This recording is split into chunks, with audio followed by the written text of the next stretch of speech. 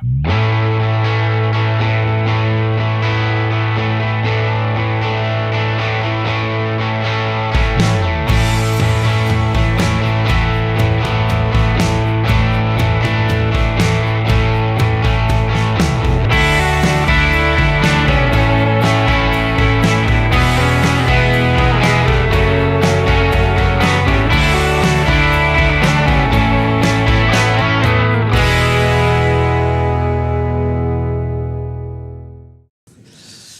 mim é uma grande alegria estar aqui com vocês. Para você que não me conhece, meu nome é Everton Reis, eu sou um dos pastores da nossa comunidade, responsável por aqueles que têm de 18 a 30 anos. E você que acompanha a gente pela internet, fica com a gente. Para mim é um grande prazer poder estar nesse momento de grande festa e alegria, compartilhando a mensagem do Evangelho com vocês.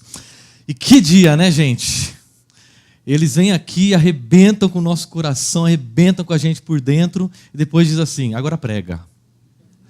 Vai lá e prega. E para mim é um grande desafio estar aqui com vocês, porque eu vou compartilhar sobre essa temática, uma comunidade em missão. E nós vamos conversar sobre isso, pensando em pelo menos em 3 perguntas específicas que dizem respeito à nossa identidade, à nossa missão e à nossa razão. Essas 3 perguntas são as seguintes. E eu gostaria que você refletisse sobre isso à luz da nossa cultura. Quem nós somos? Quem é você e quem sou eu? Para que nós somos o que somos? Para que nós existimos? Qual é o propósito da nossa existência? E por último lugar, por que nós somos o que somos? Porque essa é a nossa identidade. Se nós olharmos para a nossa cultura e perguntarmos essas 3 perguntas para a nossa cultura, quais seriam as respostas que a nossa cultura ofereceria? A gente vive numa sociedade, numa cultura de consumo. E o consumismo presente na cultura contemporânea, pós-moderna, é resultado do sentimento de vazio humano, o vazio pós-moderno, e resultado de uma larga produção em larga escala que é feita no nosso contexto. Em primeiro lugar, esse sentimento de vazio que cada um de nós tem e que nós tentamos preencher consumindo, comprando, adquirindo. E por último, em segundo lugar, esse crescimento de uma produção de bens em alta escala que faz com que nós precisemos consumir momento após momento, momento após momento, porque existem muitos produtos, muitas coisas à venda, e a gente acabou de passar numa sexta-feira o Black Friday, que estimula a gente a cada segundo. A gente abre o nosso computador, abre o nosso celular, está andando na rua e pessoas estão dizendo, consuma, consuma, consuma. Nós vivemos dentro de um contexto, de um sistema cultural que constantemente diz para você e para mim, você deve consumir. A sua existência se baseia em consumir. E esse é o estilo de vida pós-moderno, porque depois da Segunda Guerra Mundial, houve uma ampliação dos recursos de mídia, especialmente a televisão, que funcionam como um meio de comunicação em massa para nos convencer de que nós, de fato, precisamos daquilo. Que nós precisamos daquilo. Que esse sentimento de desejo no seu coração é muito mais do que um simples sentimento de desejo. Na verdade, é uma necessidade. E se você não adquirir esse produto agora, você está atrasado, você está vazio. E a nossa cultura e esses meios de comunicação estimulam a cada dia em nós esse sentimento de necessidade, esse sentimento de vazio. Nós consumimos tudo, nós consumimos produtos, bens, entretenimento. Nós consumimos pessoas, nós consumimos experiências, nós consumimos espaços, nós consumimos até espiritualidade.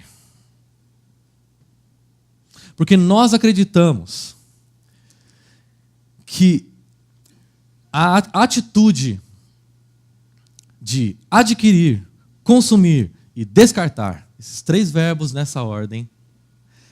Adquirir, consumir, descartar. É a razão da nossa existência. Nós queremos usufruir de benefícios sem assumir compromissos. Nós queremos usufruir de benefícios sem assumir compromissos. Nós queremos que a nossa vida, a nossa existência, se baseie simplesmente em receber benefícios de outras pessoas, sem que, ao mesmo tempo, a gente tenha que se comprometer com elas. Nós desejamos simplesmente nos beneficiar de coisas e de pessoas e de experiências, sem de fato nos engajarmos num compromisso com pessoas, com instituições. E é como resultado disso que nós temos relacionamentos informais e descompromissados. Relacionamentos informais e descompromissados. Porque simplesmente o nosso desejo é consumir o máximo possível e adquirir o máximo possível e depois descartar com a maior facilidade do mundo, sem nos comprometermos com essa pessoa até o fim. Então, tendo isso como pano de fundo e fazendo essas 3 perguntas, quando nós nos perguntamos quem nós somos, a nossa cultura dá uma resposta para a gente. E essa resposta é: nós somos indivíduos autônomos. Eu, você, nós somos indivíduos autônomos, indivíduos que se bastam a si mesmos. Jovens e adolescentes da nossa cultura cada vez mais desejam uma experiência relacional descomplicada, que não gere para elas nenhum vínculo obrigatório. O que é essa definição que eu acabei de dar? Ficar. O ficar é uma experiência cada vez mais comum. Por quê? Porque eu não preciso me comprometer com uma pessoa, eu simplesmente me beneficio de uma situação que gera para mim a satisfação de um desejo do meu coração e depois eu vou embora. Cada vez mais, o namoro e o casamento são distanciados de nós, para simplesmente nós usufruirmos das coisas boas que isso nos dá, e de fato são boas, sem de fato termos que nos engajar em um compromisso. Casais cada vez mais optam por outro verbo, juntar. O que significa que eu não firmo um compromisso com uma pessoa sem eu ter que, ou melhor, me beneficiando de tudo que isso vai gerar para mim, sem ter que me comprometer com ela. Cada vez mais o sexo casual, sem nenhum tipo de elo ou compromisso, sem nenhum tipo de situação que restringe a minha individualidade, porque esse verbo que a Bíblia tanto usa, sujeitar, se tornou ultrapassado, antiquado. Se comprometer, se submeter. E quando se trata da espiritualidade, a gente também tem esse mesmo tipo de atitude. Porque hoje surgiu, há alguns anos surgiu, a expressão desigrejados, que são pessoas que procuram exercer a sua espiritualidade sem de fato se comprometer com uma igreja local.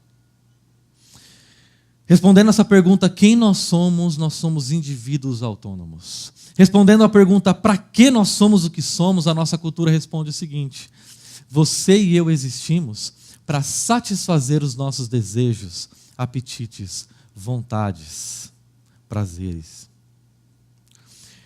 Nós somos indivíduos que existem com o propósito de satisfazer os nossos próprios desejos, sentimentos e vontades que se nos apresentam para nós em forma de necessidade. Agora, por que nós somos assim? Porque essa cultura consumista constantemente diz para nós: eu e você temos direitos. O meu e o seu direito precisa ser observado, precisa ser obedecido. Eu e você temos direitos. E como nós temos esse sentimento de direito no nosso coração, o tempo todo nós pensamos: eu tenho o direito de adquirir, eu tenho o direito de consumir. E pessoas o tempo todo devem para nós. Elas devem olhar, elas devem cumprimentar, elas devem fazer. As pessoas o tempo todo estão me devendo alguma coisa. Porque nós nos relacionamos com o mundo à nossa volta a partir da ideologia do consumismo. Nós vivemos numa cultura profundamente consumista. Nós somos seres, indivíduos autônomos, que têm a finalidade na sua vida de satisfazer os seus desejos, porque nós sentimos que esse é o nosso direito. Engraçado que quando a gente olha para a espiritualidade ou para os cristãos do primeiro século, nós percebemos que eles tinham motivos de sobra para exercer uma espiritualidade autônoma, individualizada. Porque os cristãos do primeiro século sofreram uma grande perseguição e eles foram dispersos pela região hoje conhecida como Turquia, mas na época conhecida como Ásia Menor, regiões conhecidas como Bitínia, Pontos, Galácia, Ásia, Capadócia, essa grande região que nós estamos vendo aí de diversas cores. Nós tínhamos cristãos fruto de uma perseguição, cristãos dispersos por essa região. E eles, como cristãos do primeiro século, uma vez dispersos, tinham todo o motivo do mundo para se dizerem, para consumirem a sua espiritualidade de maneira individual. Ainda mais pensando que eles não tinham os meios de comunicação que nós temos para se comunicar. Eles não tinham um e-mail para poder conversar com quem está longe. Eles não tinham uma internet para conseguir transmitir uma mensagem. E eles poderiam se olhar para si mesmos e se pensar como pessoas que estão usufruindo de uma espiritualidade e pensar: o meu caso é uma exceção, eu estou disperso, eu estou distante, eu não tenho a quem me submeter. Eu não tenho a quem me submeter.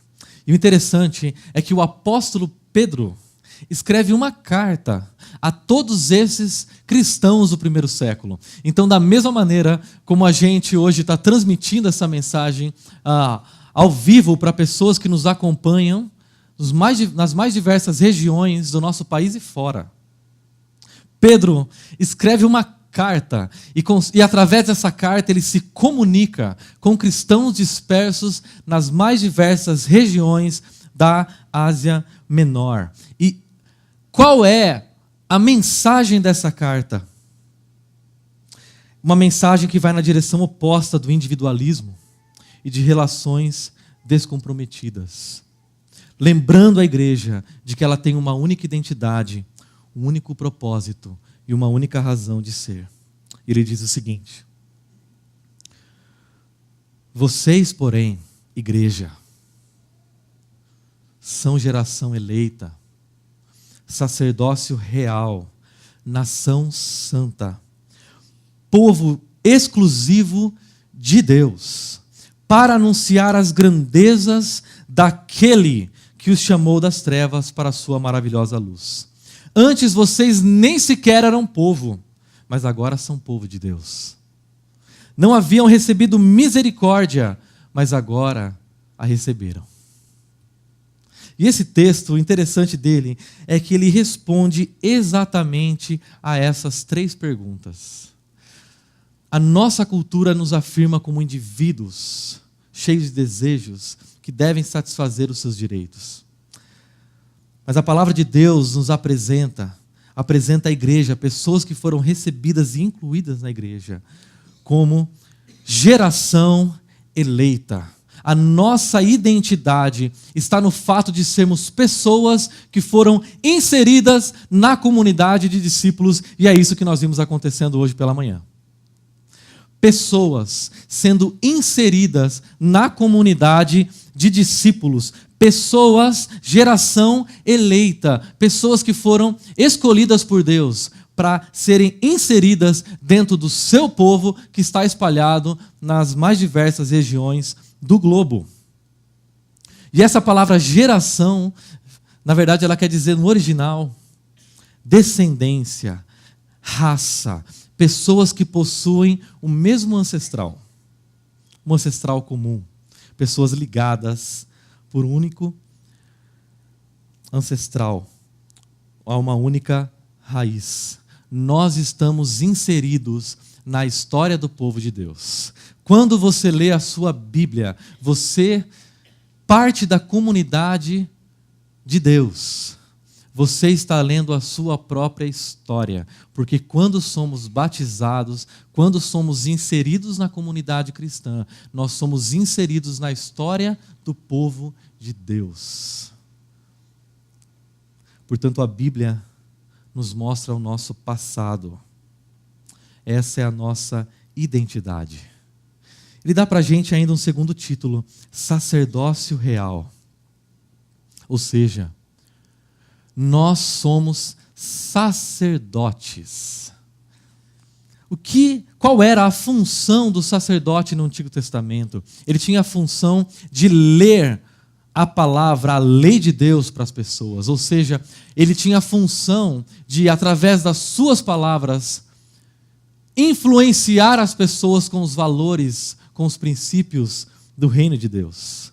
A nossa função como sacerdotes do reino é mediarmos o reino de Deus com a cultura consumista à nossa volta, apontando para ela um estilo diferente de vida, um estilo de vida em que o amor é a base das relações e não o consumo. O sacerdote tinha a função de abençoar o povo de Deus. A nossa função é sermos bênção para as pessoas, é abençoarmos as pessoas com as nossas palavras, com a nossa vida. O terceiro título ainda que ele dá para revelar a nossa identidade é nação santa. E quando a gente pensa em santo, a gente ouve essa expressão santo, duas coisas praticamente vêm na nossa cabeça. A primeira delas, santo é uma pessoa que realiza milagres, ou realizou milagres, que nunca errou, nunca pecou na vida, e uma pessoa que vive para fazer o bem em prol dos outros. Isso é santo no nosso imaginário. Ou ainda, na cabeça de algumas pessoas que se afirmam santas, ou que constantemente afirmam a sua santidade, são pessoas que normalmente estão desligadas do contexto da cultura. Pessoas que se vestem, que se comunicam, que parecem que estão completamente alienadas ao que está acontecendo ao redor. Nós somos santos. Então, portanto, a gente não deve se misturar, a gente não deve ouvir, a gente não deve falar, a gente deve se juntar e a gente deve adorar e a gente deve viver para nós. Só que a Bíblia, quando ela traz o termo santo, ela está se referindo a algo que foi separado para servir. Imagine um oleiro que pega um bloco de argila para fazer 2 vasos.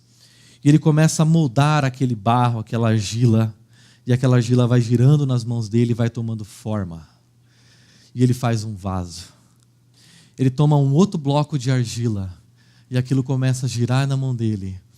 E do mesmo lugar onde veio o primeiro vaso, sai um segundo vaso. Só que aí, o sacerdote do Antigo Testamento toma aquele primeiro vaso e usa para colocar água e o consagra para um uso exclusivo no templo. O outro, uma senhora aparece, toma aquele vaso do oleiro, leva para casa, coloca água e algumas flores. Qual é a diferença entre esses 2 vasos? Os 2 vasos têm a mesma natureza. Os dois vasos são feitos de barro. A diferença é que aquele primeiro vaso santo, ele agora tem uma finalidade. Ele foi separado, por isso ele é santo. A finalidade dele, ele está consagrado para o uso no templo. É isso que somos nós. Pessoas que fazem parte da comunidade cristã são pessoas que têm a mesma natureza das pessoas ao seu redor. Nós somos feitos de barro. Nós temos a mesma natureza. Nós não nos diferenciamos das pessoas ao nosso redor, porque nós somos feitos da mesma natureza. Porém, dizer que nós somos santos significa que nós temos um propósito. E que o propósito na nossa vida é glorificar e honrar o oleiro. Glorificar e adorar aquele que nos fez. Esse é o nosso objetivo na vida. Ser santo, ser uma nação santa, significa que nós somos vasos destinados a um fim nobre. No Antigo Testamento, quando uma pessoa ia ser recebida em Israel, ela era uma pessoa de outras nações que adoravam outros deuses, ela recebia uma marca visível na sua carne e no seu corpo, chamada de circuncisão. Essa palavra feia era uma marca feita na carne de todo aquele do sexo masculino que pertencia ao povo de Deus do Antigo Testamento. E essa pessoa que vinha de fora, ela era aspergida. E foi muito bonito ver aqui na frente, porque o pastor Wellington não economizou água. Não economizou água. E algumas crianças encharcadas. E para elas é uma alegria ser encharcada. E era assim que pessoas no Antigo Testamento eram recebidas na família, na comunidade de Israel. O interessante é que a circuncisão no Antigo Testamento e essa aspersão, essa inclusão como um sinal, uma marca externa e visível de inclusão no povo de Deus, está para o Antigo Testamento como o batismo está para o Novo. Através do batismo, nós somos inseridos e nós somos separados para servir. Há 11 anos, eu fui separado para servir. Há exatos 11 anos, em novembro de 2006, a minha vida foi separada com um propósito santo, honrar e glorificar aquele que me fez. Uma última expressão que ele usa, povo exclusivo de Deus.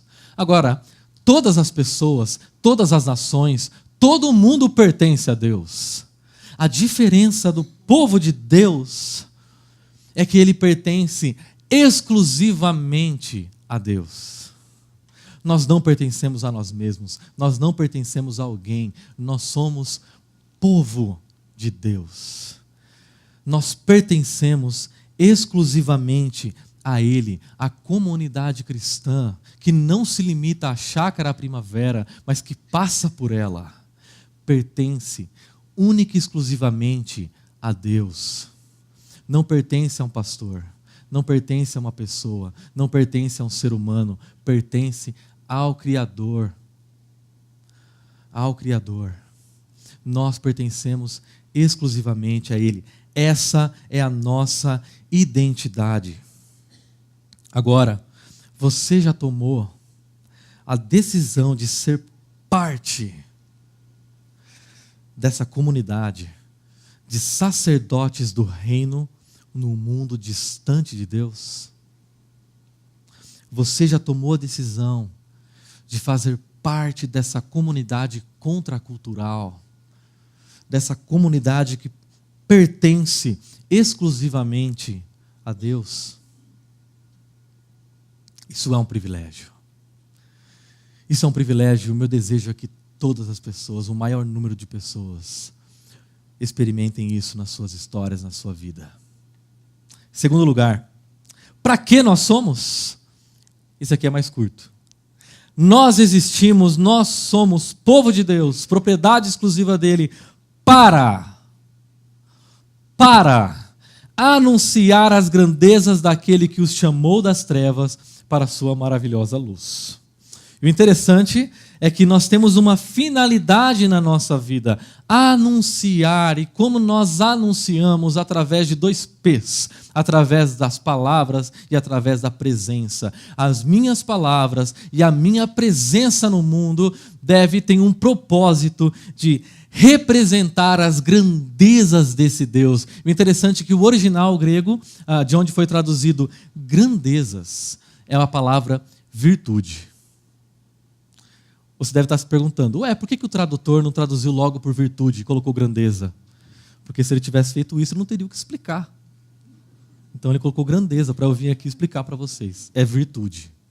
E a ideia de virtude, aquilo que Deus é. O nosso propósito não é simplesmente sermos abençoados por Deus e termos nossa identidade nele para nós mesmos. E a gente vem aqui, se reúne e fala como sou abençoado, como Deus me abençoa, como tudo isso é muito bom. Mas o nosso propósito nós temos uma finalidade na nossa vida. E essa finalidade é mostrar para as pessoas ao nosso redor. E você que já foi batizado, foi inserido numa comunidade, você tem a autorização, a ordenação de Deus para fazer isso. Anunciar às pessoas as virtudes daquele que nos chamou, as virtudes desse Deus. E quais são as virtudes desse Deus? Amor, alegria, verdade, beleza. Que na nossa presença e nas nossas palavras, essas virtudes sejam representadas. Que na nossa vida isso seja visível. Porque Ele nos tirou das trevas, onde a gente nem sabia quem era, e a gente era definido pelo consumismo da nossa cultura, para nos definir como povo que pertence a Ele, para anunciar às pessoas quem Ele é. Aqui na Chácara Primavera, nós entendemos, como parte de uma comunidade cristã, que nós recebemos de Jesus esse propósito. E por isso, existem pessoas na nossa comunidade que estão engajadas no serviço, porque elas entenderam que a bênção que elas receberam de Deus deve atingir outras pessoas. A bênção que elas receberam de Deus deve servir para outras pessoas. Esse vídeo que eu vou mostrar para vocês revela pessoas da nossa comunidade que foram abençoadas, sendo usadas por Deus para servirem outros.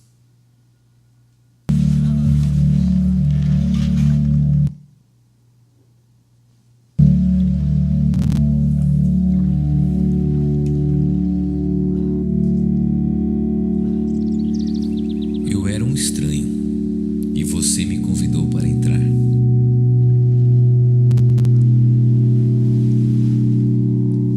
Eu estava doente e você cuidou de mim.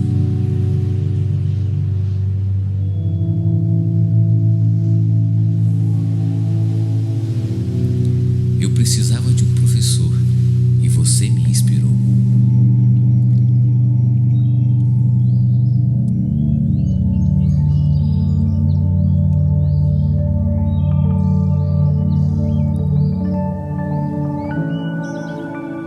Eu estava perdido e você orou por mim.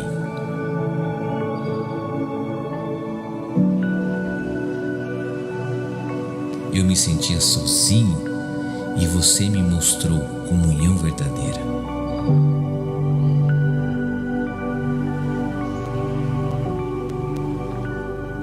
Você me ajudou a experimentar a alegria da adoração.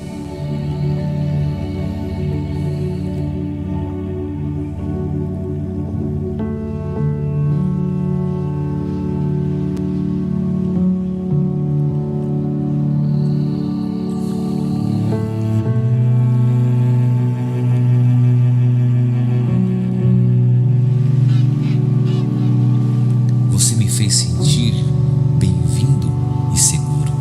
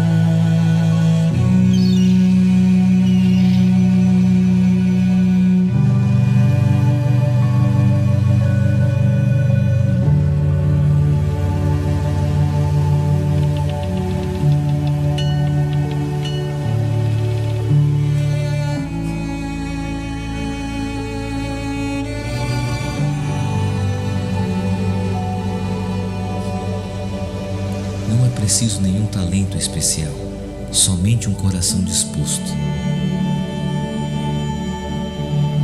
Nós não conseguimos fazer isto sozinhos. Obrigado por nos ajudar a transformar vidas. Obrigado por fazer parte da história que Deus está construindo em nossa comunidade.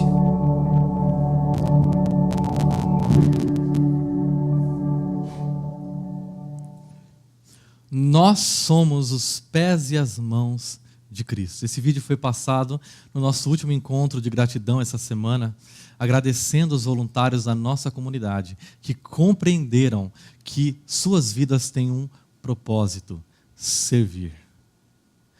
E foi muito bonito porque uma coisa é a gente sozinho fazer uma oração: eu te agradeço por me libertar e salvar, por ter morrido em meu lugar.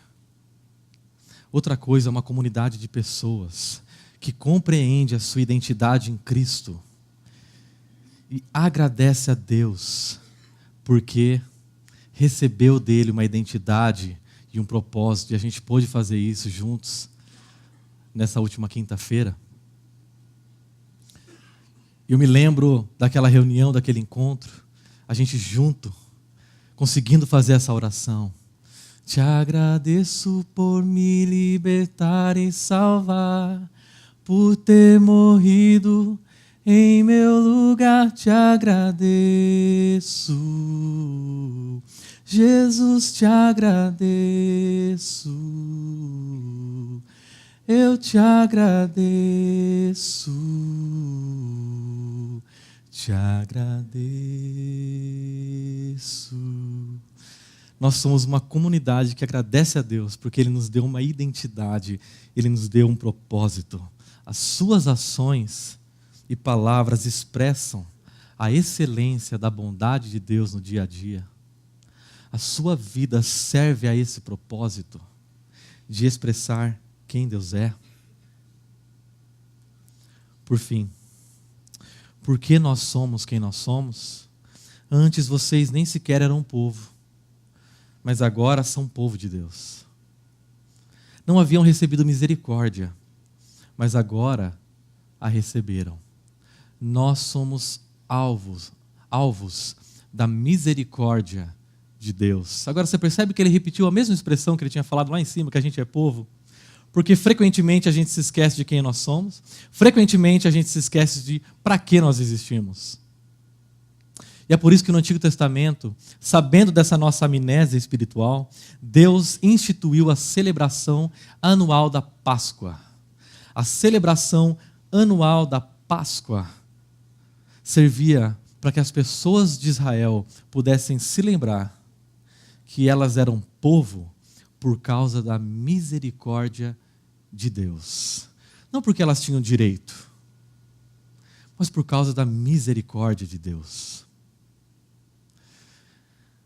No Novo Testamento, Deus instituiu uma maneira de nós nos lembrarmos de quem nós somos e para que nós existimos. E essa razão é a ceia. Ela nos lembra da misericórdia de Deus sobre as nossas vidas. Jesus nos dá uma razão. E quando nós celebramos a ceia, como nós estamos aqui reunidos hoje para fazer, ainda não acabou essa festa, nós nos lembramos de uma coisa: nós somos povo de Deus, não porque nós merecemos, não porque nós temos direito, mas porque Ele nos amou até o fim. Ele derramou sua misericórdia sobre nós naquela cruz. Você tem consciência de que a misericórdia de Deus é o alicerce da nossa identidade e da nossa missão? Você tem consciência de que você só está aqui participando disso tudo, não porque você merece, não porque eu mereço, mas por causa da misericórdia do Deus Criador? Eu gostaria de convidar você a termos um momento de oração, agradecendo a Deus por tudo que Ele fez e está fazendo em nossa história, porque Ele nos deu uma identidade nele. Somos povo dele. Um propósito, nós existimos para servir. E uma razão, nós existimos por causa da misericórdia dele. Pai, obrigado, Senhor. Por causa da sua misericórdia, nós estamos reunidos aqui hoje. Por causa da sua misericórdia, nós somos inseridos na história do teu povo. Por causa das suas misericórdias, nós podemos ser salvos de nós mesmos, salvos de uma cultura individualista, consumista, narcisista. Nós podemos experimentar a sua presença e receber a identidade no Senhor. Esse vazio que o consumismo não consegue suprir, o Senhor supriu em nós, por causa da sua misericórdia. Que esse seja o motivo da nossa celebração hoje. Essa é a nossa oração, Pai. Esse é o nosso pedido. Em nome de Jesus. Amém.